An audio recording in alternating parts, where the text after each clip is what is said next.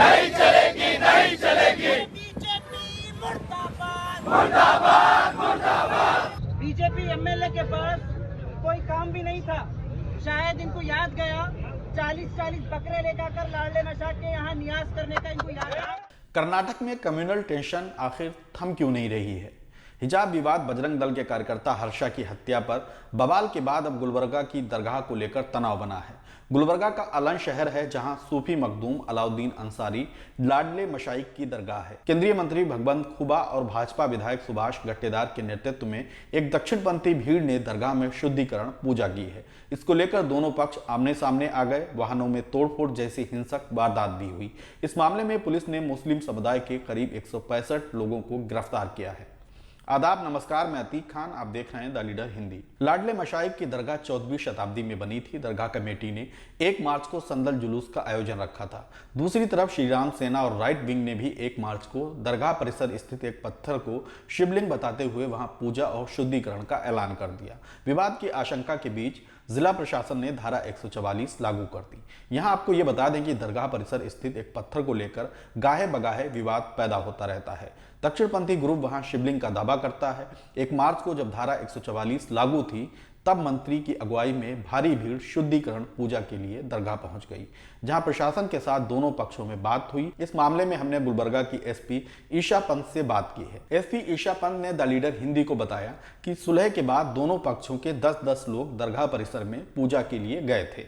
हालांकि विवाद फिर भी नहीं थमा और पथराव की नौबत आ गई, क्योंकि दोनों समुदायों की भारी भीड़ दरगाह के आसपास मौजूद थी। एसपी ईशा पंत कहती हैं कि जब दोनों पक्षों के 10-10 लोग दरगाह परिसर में चले गए, उसी वक्त भीड़ ने वाहनों पर पथराव कर दिया। इसमें डीसी समेत पुलिस अफसरों के वाहनों को नुकसान पहुंचा है और कुछ पुलिसकर्मियों को चोटें भी आई हैं। एसपी ईशा पंत ने बताया कि घटना के वक्त करीब 3-4 हजार की भीड़ मौजूद थी। इसमें 165 लोगों को गिरफ्तार कर लिया गया है, जिसमें महिलाएं और बच्चे भी शामिल हैं। हमारे पूरे बिरादरी को दरगाह में रखते हैं, दादा के पास हमारे तो खड्डा खोदने नहीं दे रहे, तो वहाँ मैयत लेकाने नहीं दे रहे, तो ये मैयत कहाँ रखना? कौन बोले नको लेके आओ बोल के? 20-25 पुलिस घर घेर लेने लगे। एसपी कहती हैं कि मंत्री दरगाह तक नहीं पहुंचे थे, उन्हें बस स्टैंड के पास ही रोक दिया गया था। बहरहाल घटना के बाद पुलिस ने दरगाह से सटे मुस्लिम इलाकों में दबिश दी है। बताते हैं कि पुलिस कार्रवाई की दहशत में एक महिला और बुजुर्ग यानी 2 लोगों की मौत हो गई। 15-20 पुलिस घुसे अंदर, घुसने में बच्ची को से ढकले, मेरे को ढका को कहा है, मैं बता तुम्हारे बच्चे कहाँ है, बता बोले रात में चेके बाहर जटानी बच्चे को लेके घर में से उठा को, और हमारे बच्चे नहीं है, कल हमारे आदमी सो गए, तो उनको पकड़ो, कालो पकड़ो, घिसड़ने से लेको गए हमारे आदमी को भी। गुलबर्गा के सोशल एक्टिविस्ट मोहम्मद रईस बताते हैं कि जिन 165 लोगों को पुलिस ने हिरासत में लिया है, उनकी जमानत की पैरवी की जा रही है। दूसरी तरफ स्थानीय प्रशासन से भी बातचीत जारी है। मुस्लिम समुदाय के लोगों पर एकपक्षीय कार्रवाई के आरोपों को लेकर एसपी ईशा पंत ने कहा कि घटना में जो लोग शामिल थे उन्हें ही चिन्हित किया गया है। इस मामले में 2 एफआईआर दर्ज की गई हैं। गुलबर्गा में धारा 144 लागू होने के बावजूद मंत्री और भाजपा विधायक भीड़ के साथ मस्जिद परिसर में पूजा करने कैसे पहुंच गए? इस आरोप को लेकर एसपी ने बताया कि मंत्री दरगाह तक नहीं पहुंचे थे, उन्हें पहले ही रोक दिया गया था। महाराष्ट्र कैडर के पूर्व आईपीएस अब्दुल रहमान ने गुलबर्गा की घटना पर पुलिस की कार्रवाई को लेकर सवाल उठाया है।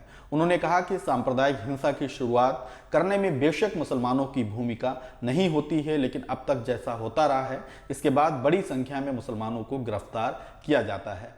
गुलबर्गा में भी ठीक ऐसा ही हो रहा है। कब्रिस्तान अंदर है, हमारा दरगाह में कब्रिस्तान है, हमारे को जाने नहीं दे रहे अंदर दरगाह में खबर मैयत करने के लिए, खड्डा खोदने के लिए जाने ही नहीं दे रहे हमारे को। परमिशन यहाँ के पुलिस बोलते हैं, परमिशन क्या बोलते हैं, परमिशन के लिए जा रहे तो परमिशन नहीं दे रहे वो वहाँ की पुलिस ठहरे हैं, पूरे दरगाह में जाने ही नहीं दे रहे हमारे को। ये जो इशू ही नहीं था।